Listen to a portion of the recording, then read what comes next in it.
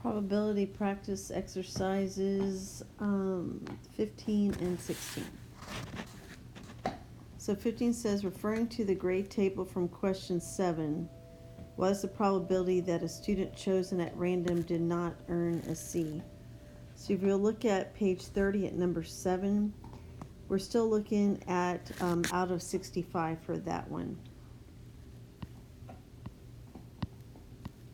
Okay, and so not a C means that we are going to be adding the A's and B's. The total A's were 18, the total B's were 22, which yields 40 over 65, and that's going to reduce to 8/13.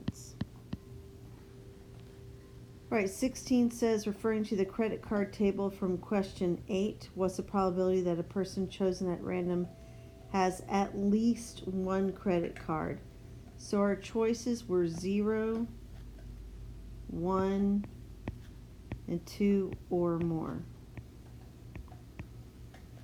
All right, so when they say at least 1, okay, that means 1 is the lowest that we would have. So we're going to be looking at those two categories. Okay, so then in this case, the total was out of 81.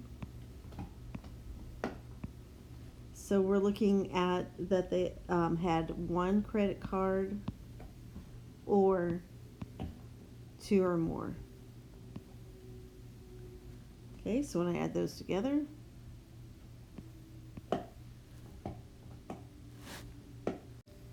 I get 54